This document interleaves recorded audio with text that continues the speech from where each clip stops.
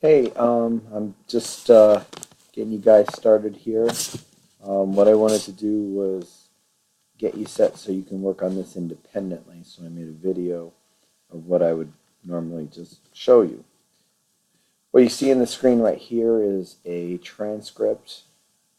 We've already watched the whole Great Bear Rainforest remote camera project through once, and we watched it till 1:30, and here's a transcript of that.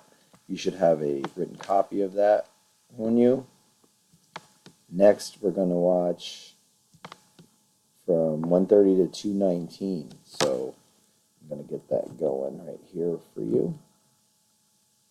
And the reason why I'm going to do that is we're going to stop it at these particular points, and then eventually we're going to be able to determine the meaning of new words as we go through it. Write down the words that you don't know.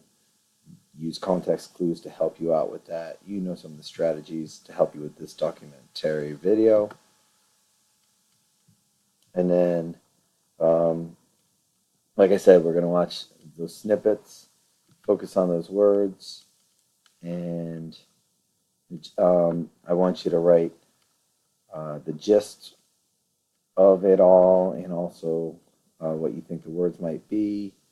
So we'll also discuss this. There'll be times to do that during pauses. Meet up with somebody and do that. Connect with people. And like I said, we're gonna pause it at all these different places now that we're watching it a second time. Like I said, we already watched it to 1:30. Now we're gonna watch it from 1:30 to 2:19. Pause it there, and then go from there. And the point of this is that you can analyze the features of the documentary video because this is informational text. You can see the text in front of you written out on a transcript, and you need to compare and contrast the features. Um, you need to know what analyze means and compare and contrast. If you don't know what that means, talk to me or a neighbor. And here are some of the features that you're going to need to key in on. Features of the video can include how does the video look or sound, how is information shared, and then we'll get into watching it a third time. But let's get back to our second time. Here we are at 1:30, and we'll let it go. So we've got the first system down. Here, this is one of our high-end cameras. What's superb about them is that they have a 360-degree field of view in the horizontal plane and 180 in the vertical plane. So we can pretty much look at any angle. So it gives us huge flexibility. So it's very exciting because we can spot the walls as long as they're within our field of view and follow them, track them, pan, tilt, and zoom, watching their behavior, which is just so exciting because we now know just 150 feet from where we had the camera last night, we've located the prime feeding ground. So next step, get the camera up and get situated for tomorrow's footage, or tomorrow's evening's footage, I should say. Okay, so that's till 2:19. So we're going to pause it there. And so we're stopped at 2:19 now. And the point of this is write down vocabulary words that you don't know, and then discuss those words with people in your triad, and also to key in on some of the features. How does the video look or sound? How is information shared? We'll do that. All right, so do that. If you need to, pause it, but I'm gonna fire it up. Oh, we're going to take a look until 3:28 right now. The remote cameras are placed in areas of high wildlife activity. This season, they're focusing on salmon rivers, as this is where many of the species will come to feed. The field crew knows what to look for when placing the cameras, as each species leaves behind its own unique clues. A headless salmon indicates that wolves are in the area. Once the cameras are installed, the crew heads back to the boat to set up the radio receivers, and then wait and watch. This is one of the radios that will be receiving video signal from one of the cameras that is set up the river there.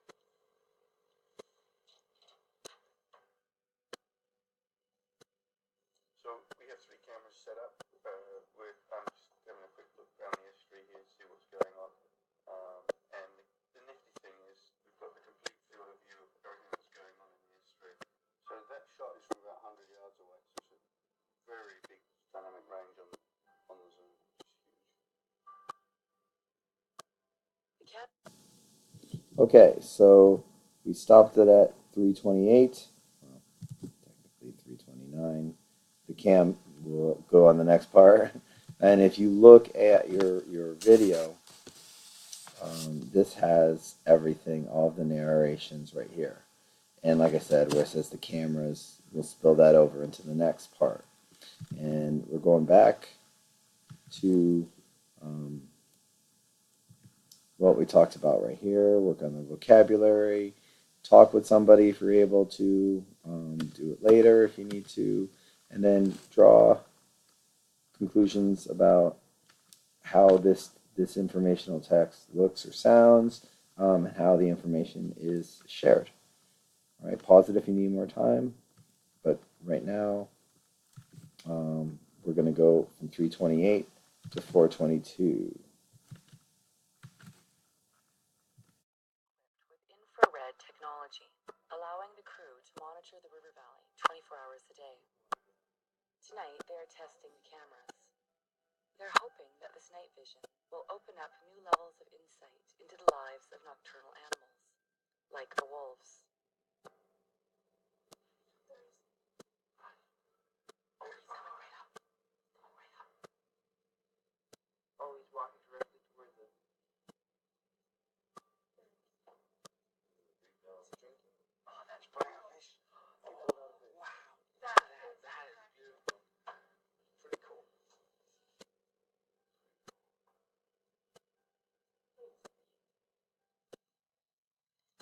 24 hours a day, the cameras catch everything that moves through the river valley. Okay, so that takes us to 422. You can see right here, the last thing, 24 hours a day, the cameras catch everything that moves through the river valley. And same thing, how's the video look or sound, how's information shared, and looking at, write down vocabulary words under that segment in your notebook, and then share it later on. And then for this, we're going to continue on to 528.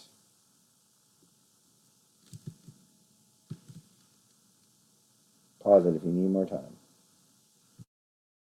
Back on the boat, the crew takes turns keeping watch on the cameras. You never get just to watch wildlife doing their thing. You always, no matter how quiet you are, you always have some presence there that they know you're there. They're always going to be looking back at you and making sure that you're not a threat. It's exciting just for me because I spent a lot of time watching eagles, but never got to get a good look at them like this. They always bugger off and come too close. It makes you look at the world differently, like how everything is affected by our presence and it's completely changed. So the eagle's not really going and looking at it because it's trying to deal with our presence. Once I zoom in, you can really see. You can see its tongue and look right into its eye and its big talons. Hey, look at its talons. They're huge. Just gives you a little insight into their life.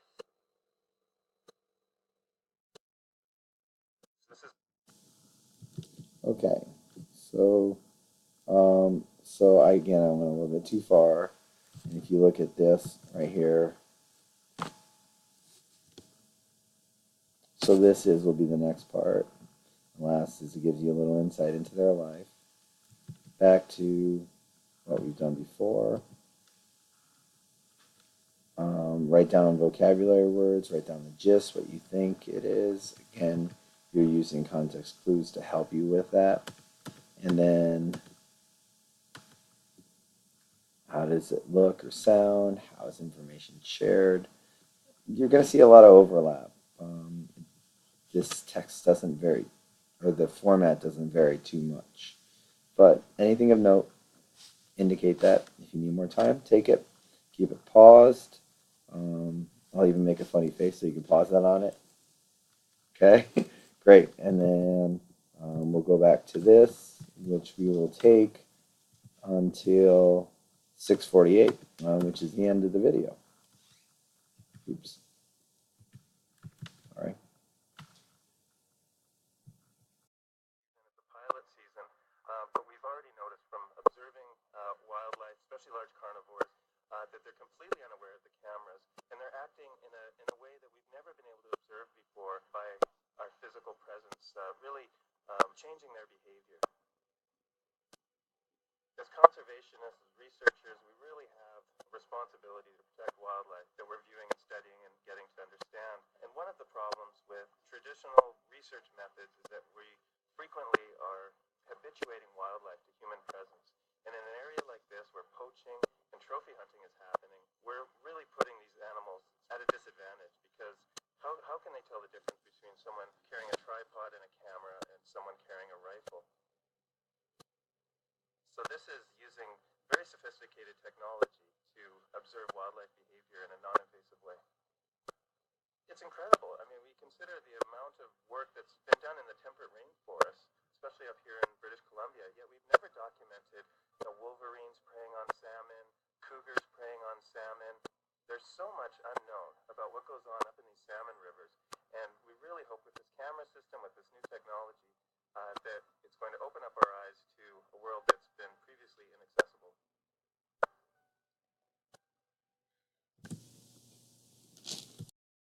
Credits right here. Okay. And this right here will conclude our video. And again, you know what you need to do. Continue to go through this.